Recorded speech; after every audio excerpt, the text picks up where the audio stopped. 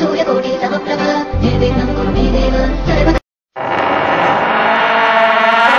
जब रात होती है तो हम एक दिया जला लेते हैं और उसकी रोशनी में खुद को महफूज समझते हैं, मगर उस रोशनी के परे जो अंधेरा है वो अपने अंदर बहुत सारी कहानियां समेटे हुए है और इन्हीं कहानियों को आप तक लेकर आता है रात के अंधेरे में।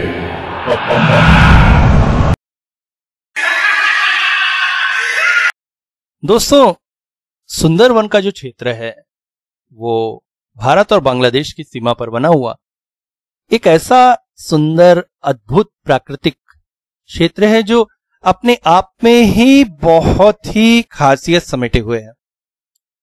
एक तो दलदली नदी पर बना हुआ कई किलोमीटर चौड़ा क्षेत्र, उसमें पाइन के वृक्ष, दलदली भूमि, वहां पर पाए जाने वाले विभिन्न तरह के जानवर, वहां पर रहने वाले लोग और उनका संघर्ष, और सबसे ज्यादा वहां पर पाए जाने वाले बाघ, ये सब मिलकर एक बहुत ही रहस्यात्मक, बहुत ही सुंदर वातावरण का निर्माण करते हैं।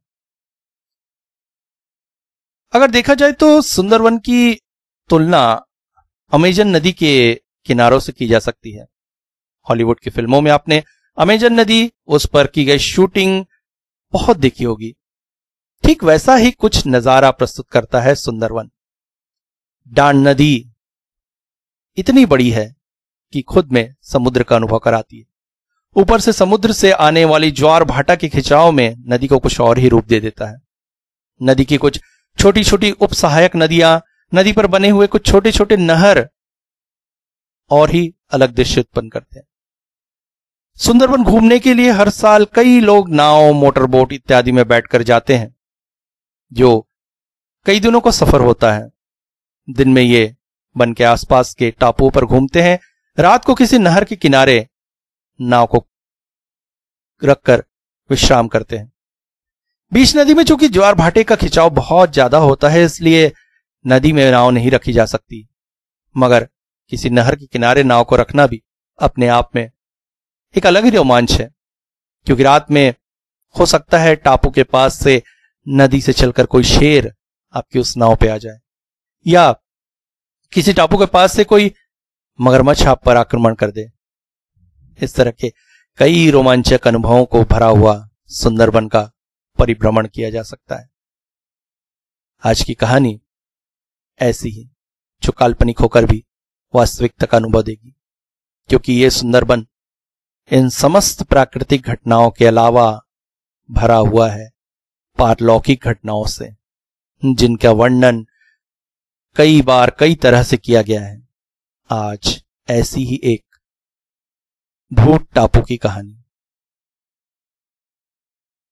मैं पेशे से एक सेल्समैन हूं और सेल के चक्कर में मुझे दिन रात घूमना पड़ता है कई शहरों, कई जगहों में।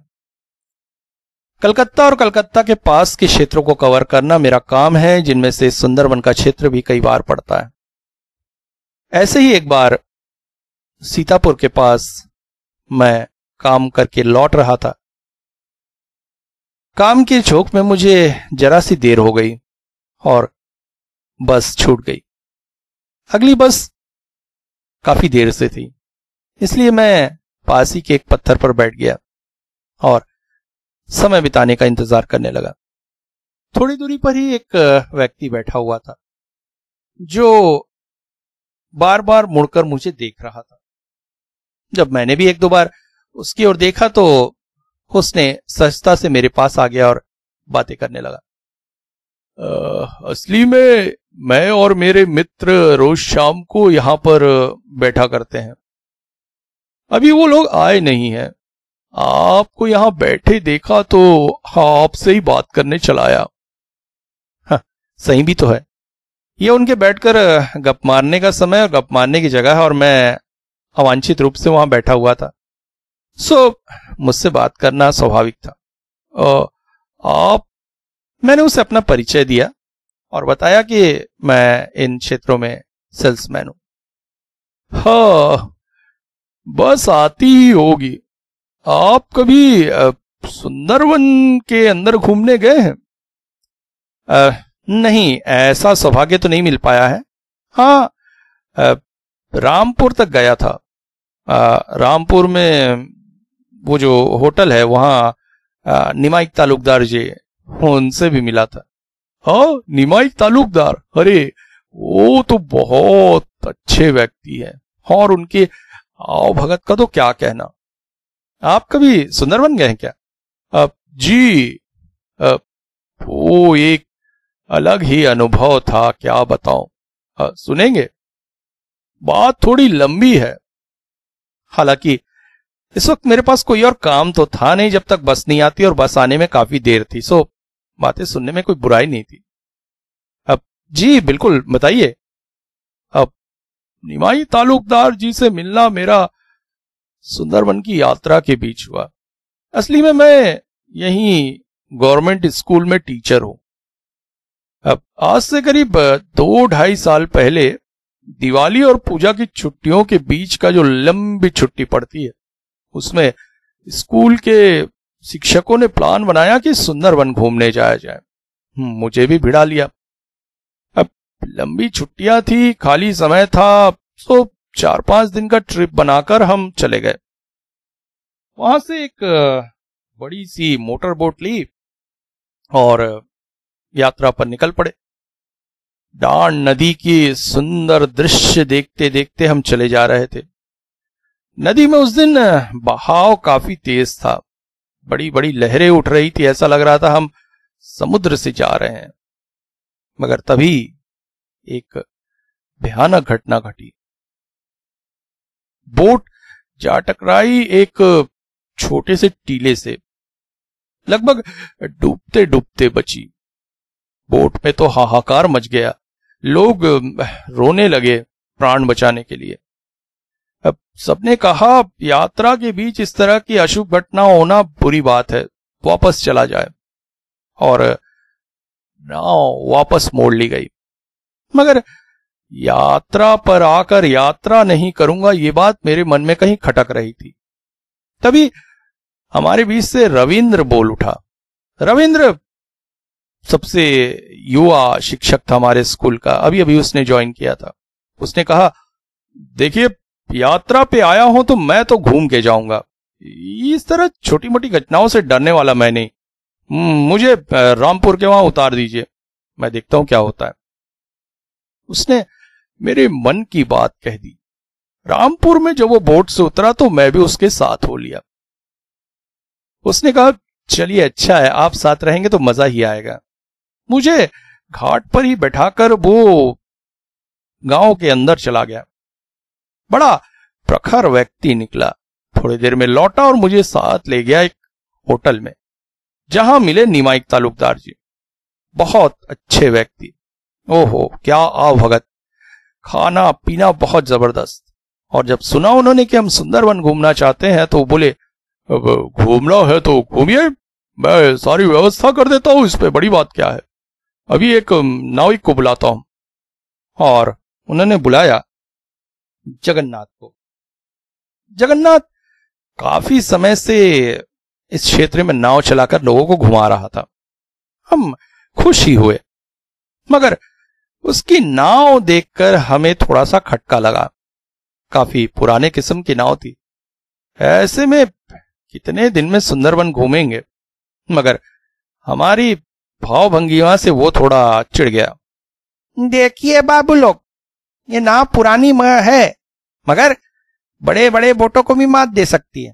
आप लोग वो मोटर बोट में जा रहे थे ना, अरे उसकी आवाज से तो आधे जानवर ऐसे ही भग जाते, कुछ ना दिखता। बैठिए मेरे साथ, पूरा सुंदरवन आपको अगर 3 दिन में ना घुमा दिया तो, और थोड़ा सा अगर समय हो तो भूत टापू भी दिखा लाऊंगा, क्या बोलते हैं? अब जाना तो था ही। हम चढ़ बैठे उसकी नाव पे, मगर बात उसकी सही, नाव बहुत अच्छे से चल रही। नाव में हम 4 लोग थे, मैं, रविंद्र, जगन्नाथ और उसका एक साथी, जो दोनों नाव चला रहे थे। आज हवा का वेग तेज था, पाल खोल दी गई। नाव बिल्कुल तीर की गति से दांड नदी पर चली जा रही थी। चारों ओर का सुंदर दृश्य देखकर मन प्रफुल्लित हो रहा था। नाव लहरों पर तेज तेज उछल रही थी। हमें ऐसा लग रहा था जैसे हम पॉपकॉर्न की कढ़ाई पे बैठे हुए उछल रहे हैं। नाव बड़ी प्यारी सी थी। नीचे बड़ा सा एक कमरा जैसा था, उसके ऊपर छत जैसी बनी थी, जिस पर अगर चढ़ जाओ तो दूर दूर का दृश्य दिखाई देता था। जगन्नाथ खुद ही मस्तूल थामे हुए था।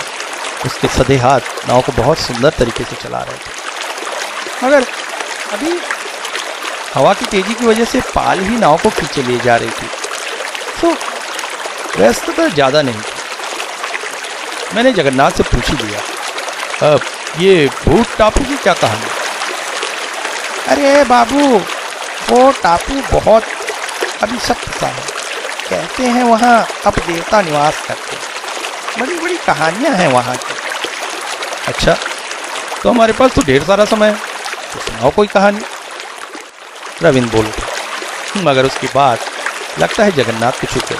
बाबू, कहानी क्या, सचमुच की बातें ही हैं, सुनेंगे तो सुनिए। एक बार गांव के कुछ लोग झुंड बनाकर उस टापू पर चले गए।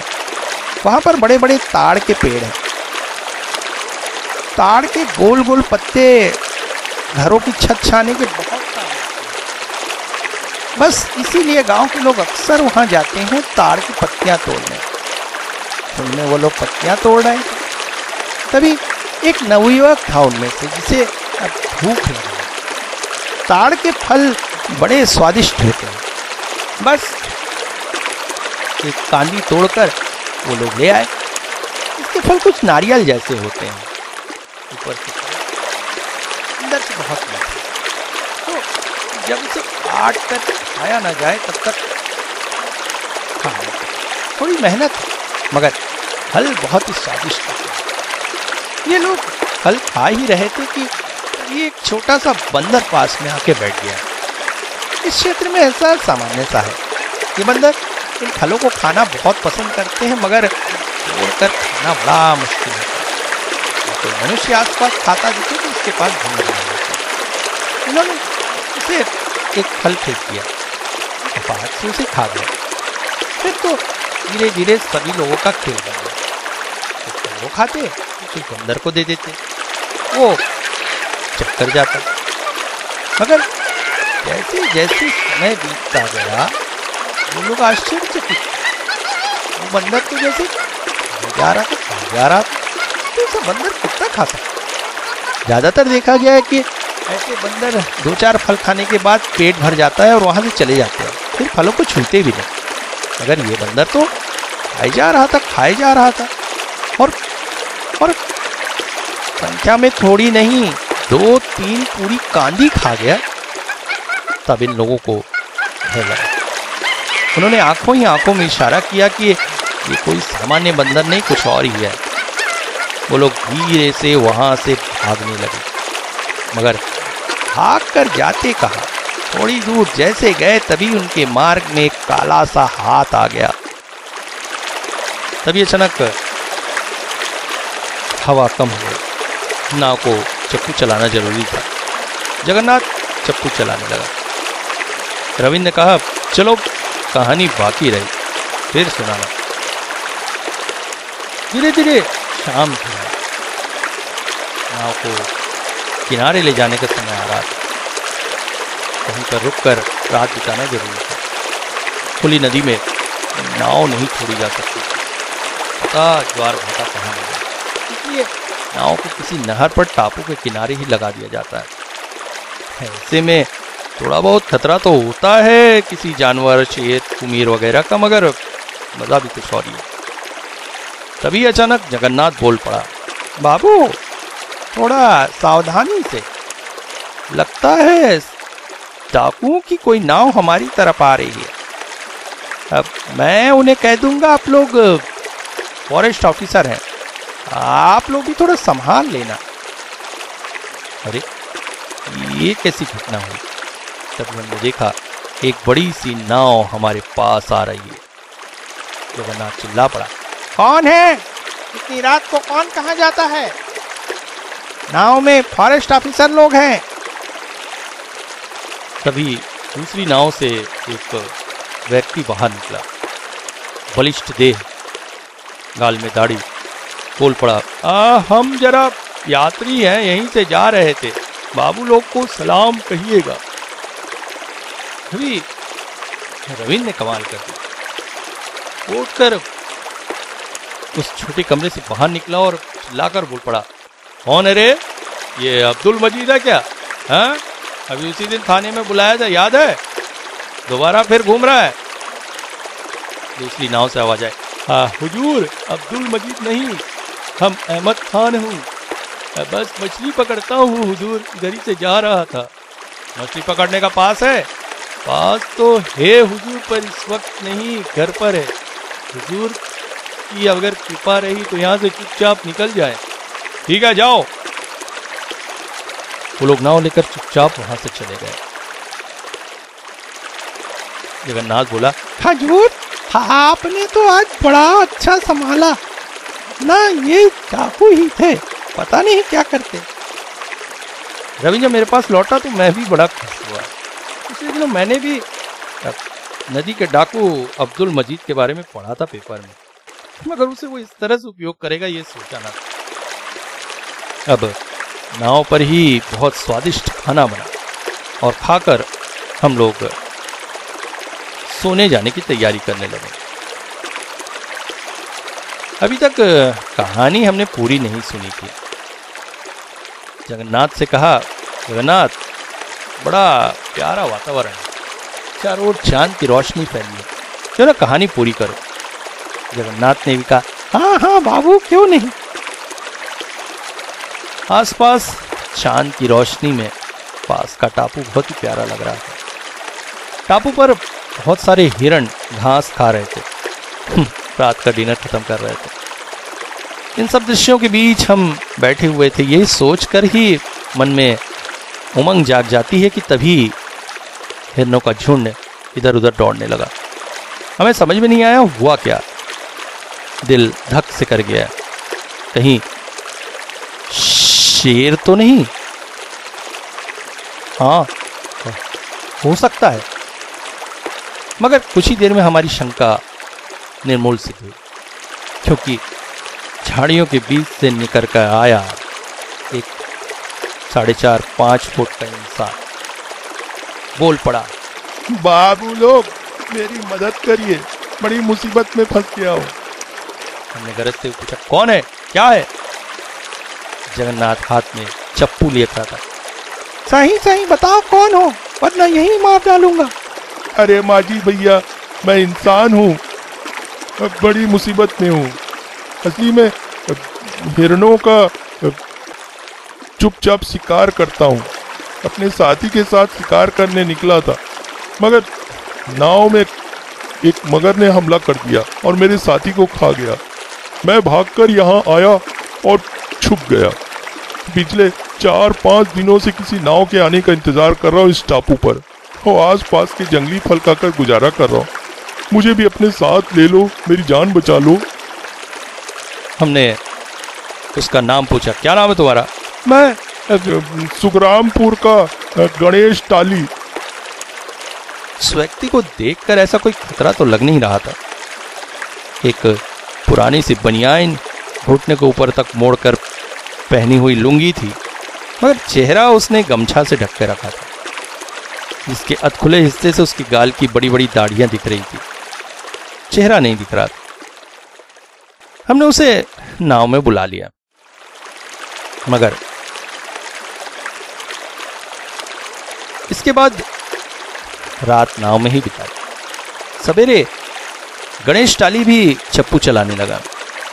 वो बड़ी ही तेज गति से चप्पू चला रहा था, जिससे जगन्नाथ काफी खुश हुआ। चप्पू तो बहुत अच्छा चलाते हो तुम, हैं? पहले मैं यही काम तो करता था, और क्या है। बाबू लोग, अगर इसी गति से नाव चलती रही तो हम तो कल सवेरे तक ही भूत टापू में पहुंच जाएंगे। गणेश टाली के आने से नाव में काफी अच्छा वातावरण बन गया था। उसकी बातें, हंसी मजाक और फिर नाव को इतनी अच्छी से चलाना, सब कुछ लगभग बहुत ही अच्छा वातावरण बना रहा था। हम लोग आसपास की प्रकृति का मजा लेते हुए चले जा रहे थे। धीरे धीरे रात आई, मगर ये रात नहीं आती तो शायद अच्छा होता। हमने एक टापू के किनारे नाव खड़ी की, तभी पानी में कुछ गिरने की आवाज आई। पहले लगा मिट्टी कटकर नदी में गिरी, मगर बाद में पता चला एक बड़ा सा मगर किनारे पर बैठा हुआ था। हमारे नाव और शायद इंसानी शरीर की गंध से वो पानी में उतर गया। गणेश टाली ने हमें खबरदार किया, बाबू लोग, आज की रात खबरदार, खूंखार भूखा मगर नदी के अंदर है। हम लोगों के इंतजार में बड़ी सावधानी से रात बितानी होगी। रात को नाव के पहले हिस्से में जगन्नाथ और उसका साथी सो रहे थे। अंदर वाले कमरे में मैं और रविंद्र। नाव के पिछले हिस्से में जगन्नाथ टाली सो रहा था। तभी दूर से एक नाव आते हुए दिखाई दिया। जगन्नाथ उठ बैठा। बाबू, बड़ी मुसीबत, कल जिस नाव को हमने बुद्धू बनाया था वो लोग लौट आए। लगता है दिन भर हमारा पीछा करते रहे। अब ये लुटेरे हमारे साथ क्या करेंगे क्या पता। सामने कल रात वाली नाव धीरे धीरे हमारी ओर बढ़ी चली आ रही थी। ओहो, ये कैसी मुसीबत! हम लोग तो घूमने निकले थे, डाकुओं के पल्ले कैसे पड़ गए। तभी उनकी नाव पास में रुकी। जगन्नाथ ने पहले से ही आवाज लगाई, देखो, जो कुछ है नाव में दे देता हूं, मगर हम लोगों को छोड़ दो। छोड़ दे? बिल्कुल छोड़ देंगे। पहले जरा उन फॉरेस्ट ऑफिसर्स का चेहरा तो दिखाओ। है? कल अच्छा बेवकूफ बनाया हम, दिन भर बड़ी मेहनत कराई है। अब इन लोगों को बांध कर लेकर जाएंगे, अच्छी खासी रकम मिलेगी। रे मजीद? हाँ? बिल्कुल बिल्कुल। ओहो, ये क्या होने वाला? ये लोग तो हमें किडनैप करने की बात कर रहे हैं, ढेर सारे पैसे मांगने की बात कर रहे हैं। उफ, घूमने आकर ये किस फसाद में फंस गए हम। तभी मजीद नाम का वो व्यक्ति हमारी नाव पर कूद आया। उसके हाथ में AK-47 थी। मैंने सुन रखा था कि ये डाकू आतंकवादियों के भी संपर्क पर रहते हैं और शायद उन्हीं से इसने ये गन खरीदी थी। अब तो इनका सामना करना भी मुश्किल था। हम लोग मन ही मन भगवान का नाम स्मरण कर रहे थे। समझ में नहीं रहा था कि अगले पल क्या होगा, किस मुसीबत में फंस गए हम लोग। कि तभी नाव के पिछले हिस्से से जगन्नाथ टाली सामने चला आया। उसने अपने चेहरे से गमछा हटाया। हम पीछे तरफ से हम उसका चेहरा नहीं देख पाए, मगर मजीद नाम का वो व्यक्ति चिल्लाकर नदी पर कूद गया और अचानक ही उसकी आर्तनाद गूंज उठी। नदी में कूदने से नदी के अंदर बैठा वो भूखा मगर उस पर आक्रमण कर गया। इसके बाद डाकुओं की नाव से उसे बचाने के प्रयास में 2 डाकू और नदी में गिर गए। आज कुमीर को मिला था पेट भर कर खाने के लिए। थोड़ी ही देर में सब कुछ शांत हो गया। डाकू की नाव स्रोत में खिसती हुई न जाने किधर चली गई था। हम लोग ने आश्चर्यचकित होकर गणेश टाली का धन्यवाद भी दिया और उससे पूछा, ऐसा क्या हुआ जो ये लोग इतना डर गए। वो बोल पड़ा, मुझे भी पता नहीं बाबू, ये लोग मुझसे इतना क्यों डर गए। खैर, जो हुआ अच्छा ही हुआ, ये सोचकर हम सब सोने चले गए। सुबह जब नींद खुली तो पाया कि नाव तीर की गति से चली जा रही है। पाल भी नीचे गिरा हुआ था। लकड़ी की ये नाव इतनी तेज गति से कैसे चल सकती है। कमरे से बाहर निकले तो पाया गणेश टाली चप्पू चला रहा था बेतहाशा, और नाव जैसे दौड़ रही थी पानी पर, मगर जगन्नाथ और उसका साथी कहीं नहीं थे। हमने उससे पूछा, अब जगन्नाथ कहाँ गया? उसने बिना कोई जवाब दिए एक टापू की तरफ दिखाकर बोला, आ गया आप लोगों का भूत टापू। देखने का बहुत शौक था ना आपको। अरे वो ठीक है, मगर जगन्नाथ कहाँ गया? तभी उसने चप्पू छोड़ दिए और खड़ा हो गया। पानी की तरफ इशारा करके बोला, वो दोनों उस पानी में समा गए हैं। वो रहते तो आप लोगों को भूत टापू में नहीं ले जा पाता। अब आइए देखिए भूत टापू। बहुत शौक था ना देखने का आपको। कहते कहते उसने अपने चेहरे से वो गमछा हटा दिया, जिसे देखकर हम लोग आश्चर्य से लगभग चीख से पड़े, क्योंकि जिसे अभी तक हम जगन्नाथ टाली समझ रहे थे, वास्तव में वो व्यक्ति शरीर तो इंसान का था मगर सिर नरकंकाल का था। वो अब हमें देखकर विभत्स हंसी हंस रहा था। देखिए टापू।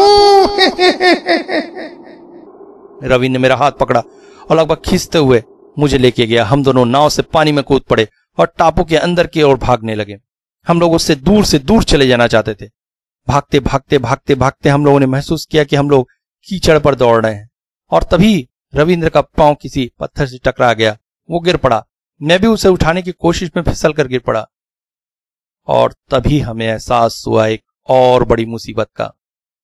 हम लोग इस वक्त एक दलदल में थे, जहां धीरे धीरे धीरे धीरे हम धंसते जा रहे थे।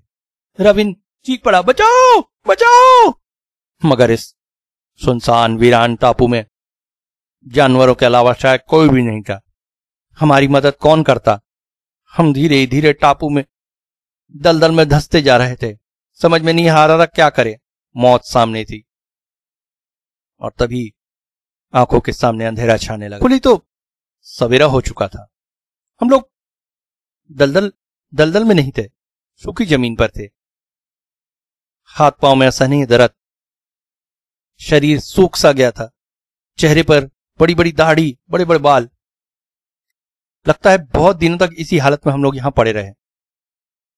उठे तो प्यास और भूख के मारे हालत खराब थी। कुछ खाना और पीना बहुत जरूरी था। हम लोग आसपास कुछ खाने का ढूंढने लगे तो दूर ताड़ के पेड़ पर फल दिखे, जैसा कि जगन्नाथ ने हमसे कहा था। हम फल तोड़ने के किसी साधन ढूंढ रहे थे कि अचानक हमें दिखा एक कटा हुआ हाथ, जो पकड़े हुआ था एक बड़ा सा दाव। भूख के मारे हाथ किसका हो सकता है, ये सोचने की अपेक्षा हमने उस दाव को उस हाथ से निकाल लिया और तोड़ लिया। ताड़ की एक कांदी, फल छीलकर खाने लगे। अमृत जैसे शरीर के अंदर जा रहा था, मगर जैसे जैसे भूख मिटती गई, प्यास बढ़ती गई। मैंने रविंद्र को कहा, तुम यहीं बैठो, मैं पानी का कोई साधन ढूंढ के आता हूं। कुछ दूर तक टापू में खोजने के बाद भी समुद्री पानी के अलावा कोई भी पानी मुझे नहीं मिला। मैं धीरे धीरे उसकी तरफ लौटने लगा, मगर जैसे ही मैं रविंद्र के पास पहुंचा, मैं देखकर चौंक गया। रविंद्र से कुछ दूरी पर बैठा हुआ था एक बंदर, और उसे फल छील छील कर वो दे रहा था। मुझे तभी याद आई जगन्नाथ की बात। मैंने रविंद्र से कहा, पागल, जगन्नाथ ने क्या कहा था? इसी तरह का छोटा बंदर था वो। तुम इसे फल खिलाना बंद करो, जल्दी यहां से चलो। हम दोनों उठकर दौड़ने लगे।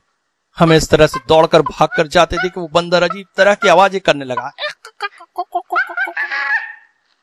उछल उछल कर अपना गुस्सा दिखाने लगा, और थोड़ी ही देर में दो काले हाथ हमारी गर्दन पर थे। हमारे सांस घुट रही थी, जान निकल रही थी। मुड़कर देखा तो बंदर हमसे काफी दूरी पर था, मगर उसने अपने लंबे लंबे हाथ हमारी गर्दन पर डाल दिए थे। अब इससे बचना मुश्किल था, मगर अगले पल जो हुआ वो और भयानक था। बंदर का चेहरा धीरे धीरे बदलने लगा था, और वो बदलता जा रहा था गणेश टाली के उस कंकाल रूपी चेहरे में। वो हमें देखकर हंस रहा था। बाबू ना, भूत टापू देख रहा था ना, देखो देखो। और फिर से हमें महसूस हुआ कि हम फिर से उसी दलदल में हैं। बंदर गायब हो चुका है मगर हमारा शरीर दलदल में धंसता जा रहा है। तभी दूर से बस आने के हॉर्न सुनाई दी।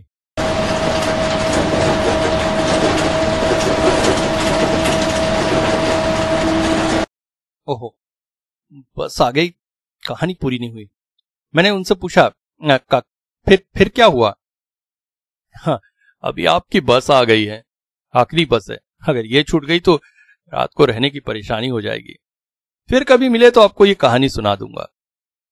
मैंने उनसे विदा लेकर बस से लौट आया। कहानी पूरी न सुन पाने का मन में दुख रहा। इसके बाद कुछ समय बाद एक बार फिर से मुझे रामपुर जाना हुआ और मैं मिला तालुकदार से। उन्होंने एक बार फिर से मेरी वैसी आवभगत की। एक दिन होटल में बैठे बैठे मैं उनसे पूछ पड़ा, अभिलाष भट्टाचार्य जी के बारे में आपको कुछ पता है क्या? आप उन्हें कैसे जानते हैं? जी, एक बार मिला था। वो सीतापुर के स्कूल में टीचर है। अब एक बार आए थे यहाँ, साथ में उनका कोई सहकर्मी रविंद्र भी था। सुंदरवन घूमना चाहते थे। मैंने माझी जगन्नाथ को उनके साथ भेज दिया था, मगर उसके बाद तो क्या कांड। वो और उनका साथी सुंदरवन के एक टापू पर मिले थे। पागलों की तरह बड़बड़ाते हुए आधे पागल हो गए थे। यहां लाकर कुछ समय तक पागल खाने में रखकर उनका इलाज किया गया। अभी पहले से ठीक है। स्कूल से रिटायरमेंट ले लिए, अब रिटायर जिंदगी बिता रहे हैं। और उनके साथ के माझी, वो लोग भी लापता हो गए थे। करीब साल भर बाद मछुआरों के एक दल के साथ लौटे। उनकी भी ठीक वही स्थिति थी। पागलों की तरह न जाने क्या क्या बड़बड़ाते रहते थे और बार बार भूत टापू के बारे में कुछ कहने की कोशिश करते थे।